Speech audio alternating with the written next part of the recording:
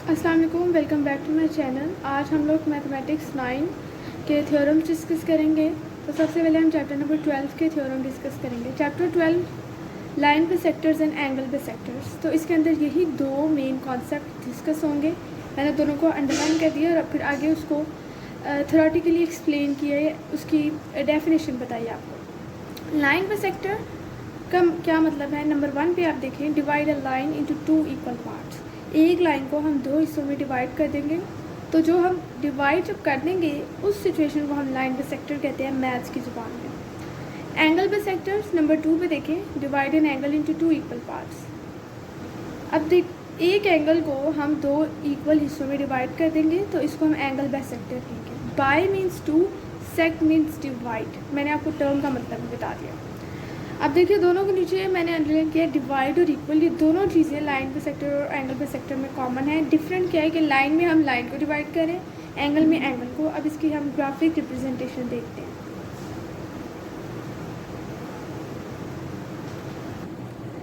हाँ जी, graphic representation. अब line bisector को हम परपेंडिकुलर बाइसेक्टर भी कहते हैं। इसकी रीजंस अभी आपको बता दी जाएंगी। अब देखिए, मैंने एक लाइन ड्रॉ की है ए बी, और मैंने उसका एक मिड पॉइंट ड्रॉ कर दिया है लाइन ब्लैक से, और जो मिड पॉइंट है वो रेड से।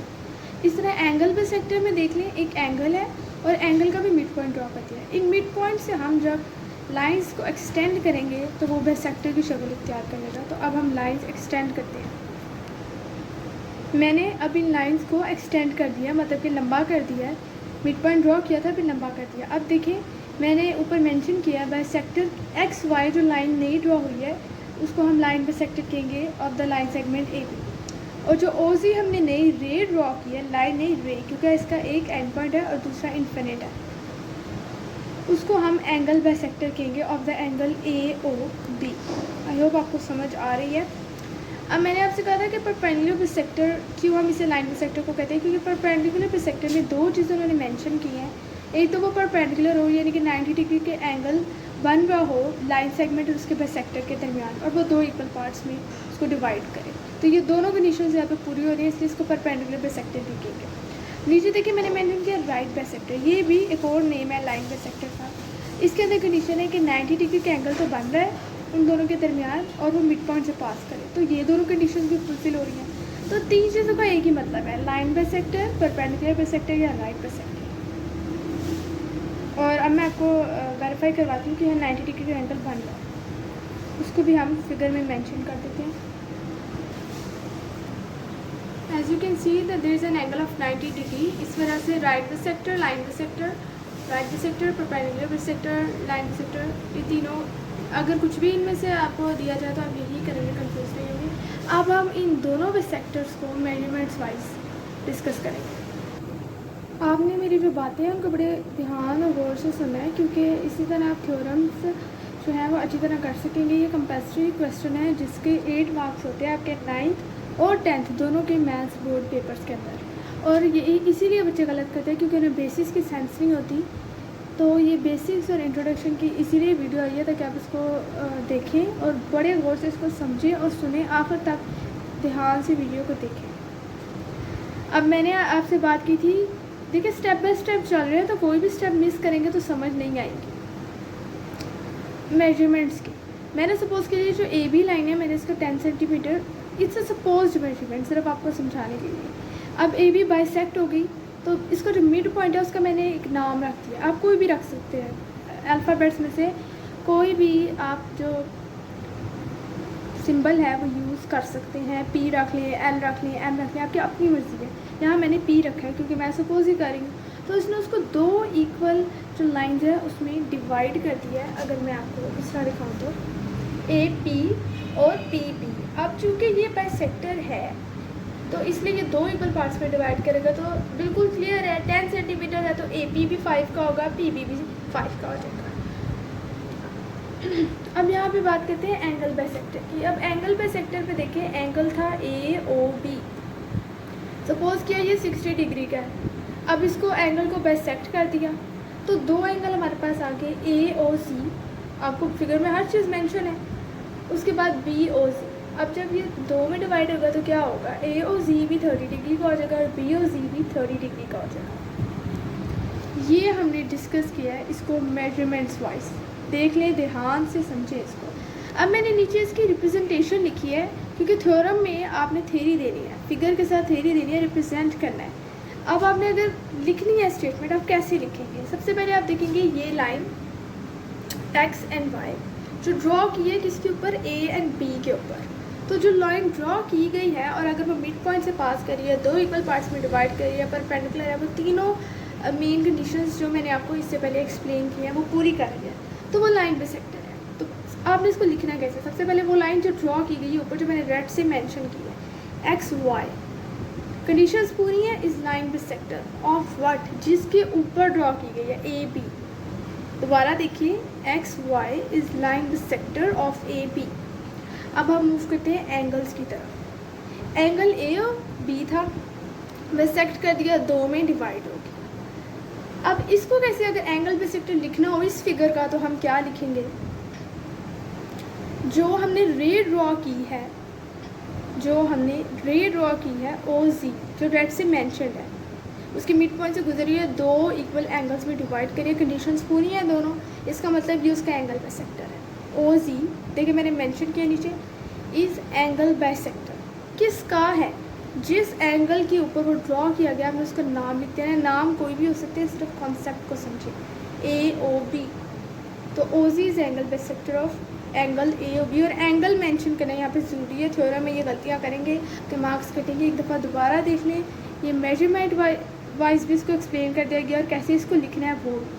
अब मैं इसके आप बताऊंगी कि ट्रायंगल फॉर्मेशन कैसे होगी लाइन और एंगल बाइसेक्टर में।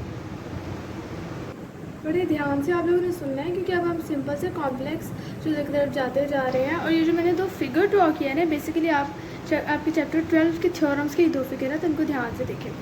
अब देखिए, मैंने आपको कहा था ट्रायंगल फॉर्मेशन डिस्कस करूँगी, वो कैसे होगी। अब बाइसेक्टर डिस्कस कर दिए, ये परपेंडिकुलर पॉइंट डिस्कस हो गया, कैसे एक्सप्रेस करना है पता चल गया, मेजरमेंट्स का भी पता चल गया। क्या किया, ये जो ऊपर वाला पॉइंट है एक्स, ये दो एंड पॉइंट्स थे इस लाइन के, उसके साथ उसको मैंने जॉइन कर दिया। ये मतलब मेरा कंस्ट्रक्शन है, तो मैंने इसको खुद बनाया है अपनी समझने के लिए, थ्योरम प्रूफ करने के लिए। तो मैं इसको डॉटेड रेड लाइन से शो किया। देखिए ये एक्स पॉइंट है, मैंने इसको ए के साथ मिला दिया, यहाँ से एक्स को मैंने बी के साथ मिला दिया। मतलब जो रे का पॉइंट था यहाँ पे, जो इसका ऊपर वाला पॉइंट था, उसको मैंने पकड़ा और यहाँ पे ए एंड बी से मिला दिया। अब आप कहेंगे कि एक पॉइंट नीचे भी है एक्स वाई, तो बिल्कुल अगर मैं y को भी a और b के साथ मिला दूँ तो मैं ये भी ट्रायंगल बना सकती हूँ। लेकिन आपकी थ्योरम से ये ऊपर वाली ट्रायंगल से बनाई है, तो हम वही डिस्कस करेंगे। अगर आप चाहें अपने इन्फॉर्मेशन के लिए समझने के लिए, आप ये भी कर सकते हैं कि यहाँ से y को a और y को b के साथ मिला दें, फिर आपके पास चार ट्राइंगल्स आ जाएंगे। ये दो आपके पास ट्राइंगल्स आ गए। अब इनके नाम देखें, triangle X A P and triangle X B P. अब आप फिगर को देख लें तो क्या ये सेटिस्फाई कर रहा है?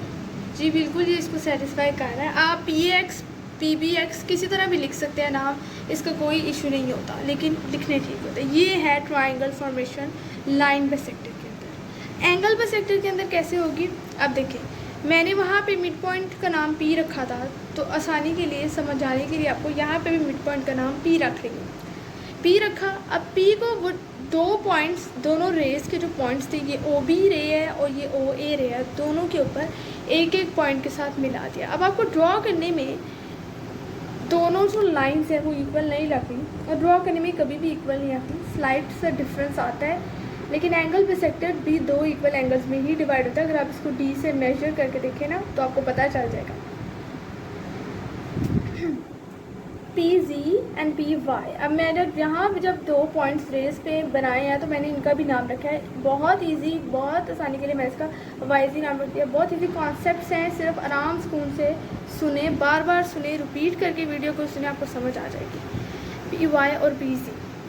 अब देखने से पी जी बड़ा लग रहा है, पी वाई थोड़ा सा उससे छोटा लग रहा है, लेकिन आप जब भी थ्योरम का फिगर आप भी बना के बेशक अपने साथ कॉपी जो रखी है देख लें, वो स्लाइट डिफरेंस आता है, क्योंकि हमारा फिगर एक्चुअली उतना प्रिसाइज या एक्यूरेट नहीं होता। तो ये कोई मसला नहीं है। एंगल बाइसेक्टर दो इक्वल पार्ट्स, दो इक्वल एंगल्स में डिवाइड करना है। अब यहाँ के देखें आप, दो ट्राइंगल्स यहाँ भी बन गए हैं, triangle P O Y and triangle P O C. अब आप इसको देख लें कि फिगर से बिल्कुल सेटिस्फाई हो रही है। अगर आपने एक चीज़ नोट की हो तो लाइन और एंगल बाइसेक्टर का कॉन्सेप्ट डिफरेंट है। इसके देखें ना, लाइन बाइसेक्टर के 3 टर्म्स भी हैं, एंगल बाइसेक्टर को हम एंगल बाइसेक्टर ही कहते हैं, लेकिन इनके अंदर ट्रायंगल फॉर्मेशन सेम है। और इन दोनों के ऊपर, इनके लाइन और एंगल दोनों के ट्रायंगल्स के ऊपर हम एक जो है ना वो थ्योरम लगा सकते हैं मज़ीद इसको सेटिस्फाई करने के लिए। तो अब उस थ्योरम को देखते हैं जी। तो उस थ्योरम का नाम है कॉन्ग्रुएंट एरिया एक्सियम। आपको मेरी स्क्रीन पे शो हो रहा होगा। वैसे तो ये चैप्टर नंबर 16 में जो है ये थ्योरम आपके काम आना है, लेकिन इसकी रिप्रेजेंटेशन इस चैप्टर में भी हुई है, चैप्टर 12 में, इसलिए इसको देखेंगे। अब सिंपल क्या किया, दोनों जो ट्राइंगल्स के हमने नेम लिखे थे ऑफ द लाइन बाइसेक्टर, उसके दरमियान 2 हमने इक्वल लगा दिए और एक थोड़ी सी टिल्टेड लाइन लगा दी। ये रिप्रेजेंटेशन है। ये कह रही है कि ये जो 2 ट्राइंगल्स हैं ना, जो लाइन बाइसेक्टर के हमने फॉर्म किया है, इन दोनों का एरिया सेम है, तो ये आपस में दोनों इक्वल है। सिंपली इसका ये मतलब है, मुश्किल अल्फाज में जाने की ज़रूरत ही नहीं है। इसी तरह जो एंगल बाइसेक्टर के हमने 2 ट्राइंगल फॉर्म किया, उसके दरमियान भी एक्जैक्ट ये रिप्रेजेंटेशन किया है कि 2 equal lines and then this is tilted line. इसका मतलब है कि इन दोनों ट्राइंगल्स के आपस में एरियाज इक्वल्स हैं, ये दोनों ट्राइंगल भी आपस में इक्वल हैं। इसी तरह आप इक्वल और डिफरेंट थ्योरम, एक थ्योरम को प्रूफ करने के लिए आपको उसके अंदर कहीं दूसरे थ्योरम्स भी लगाने होते हैं, इसलिए आपको समझना चाहिए। तो आपका कॉन्सेप्ट, ये थ्योरम जो है ना मोस्ट यूज़ करेंगे हम तमाम अपने थ्योरम वाले चैप्टर्स के अंदर, कॉन्ग्रुएंट एरिया एक्सियम। अब मैं आपको थोड़ी सी कन्वेंशंस बताती हूँ कि आपने लिखना कैसे है और कौन सी चीज़ें इस्तेमाल करनी है और कौन सी गलती आपने नहीं करनी। मैंने फिगर्स को रिमूव कर दिया है और ये नई हेडिंग दे दी, व्हाट मिस्टेक्स टू अवॉइड, या ये भी हो सकता है कि how to write about line bisector and angle bisector in theorems और in definition anywhere in theory. तो थ्योरी में आप इसको कैसे लिखेंगे कि गलत कंसिडर नहीं होगा। सबसे पहले आप देखिए, मैंने कंट्रारी मतलब पॉइंट्स बनाया है कंपैरिजन करके। लाइन बाइसेक्टर में आप वर्ड यूज़ करेंगे लाइन लिखते हुए थ्योरम। अभी थ्योरम हम डिस्कस करेंगे तो आपको आहिस्ते आहिस्ते ये सारी चीज़ें आपकी बहुत हेल्प करेंगी, मदद देंगी आपको।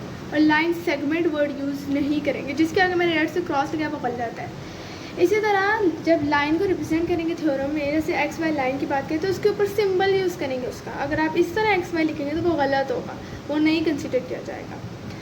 अगर आप कॉन्ग्रुएंट एरिया एक्सियम का थ्योरम लगा रहे हैं तो सिंबल उसका करेक्ट ये है, आप उसको खाली 2 इक्वल लगा देंगे या खाली ये सिग्मा या टिल्टेड फॉर्म लगाएंगे या इसके अलावा कुछ भी अपने से शेप बना के अगर लगा देंगे तो वो गलत होगा। तो ठीक चीज़ें क्या है, line the symbol over the alphabets जिसको आप लाइन के तौर पर रिप्रेजेंट करें, और ये है कॉन्ग्रुएंट एरिया एक्सियम थ्योरम का रिप्रेजेंटेशन ये है। आप बात कर लेते हैं जी एंगल बाइसेक्टर की। एंगल बाइसेक्टर में आप वर्ड यूज़ करेंगे रे। हम इस रे को देख रहे हैं, उसको कह रहे हैं, इस रे का ये थ्योरम है, उसका ये एक्सेट्रा एक्सेट्रा। वर्ड लाइन या लाइन सेगमेंट यूज़ नहीं करेंगे, इसीलिए आप थ्योरम लिख के आते हैं और आपको पेपर में मार्क्स नहीं मिले होते। इसी तरह एंगल बाइसेक्टर में भी जैसे हम जो है वो सिंबल यूज़ करेंगे। अगर एंगल ए ओ बी की बात है तो एंगल का सिंबल लगाना ज़रूरी है। खाली ए ओ बी आप लगाएंगे तो इसका कोई भी मतलब हो सकता है, ट्राइंगल ए ओ बी भी हो सकता है, ज़रूरी तो नहीं कि इसका मतलब एंगल ए ओ बी हो। तो जिस पर क्रॉस लिया वो गलत है। और कॉन्ग्रुएंट एरिया एक्सियम का यही सिंबल है एंगल बाइसेक्टर के लिए भी, कुछ भी और यूज़ करेंगे इसके अलावा वो हर चीज़ गलत है। दोबारा देख लिए, हमने यूज़ करना है रे सिंबल के साथ और कॉन्ग्रुएंट एरिया एक्सियम का सही। ये जो कॉन्ग्रुएंट एरिया एक्सियम का इसलिए डिस्कस करें, ये बच्चे सबसे ज़्यादा जो है ना वो गलती करते हैं थ्योरम्स के अंदर। इसको एक दफ़ा दोबारा देख लें।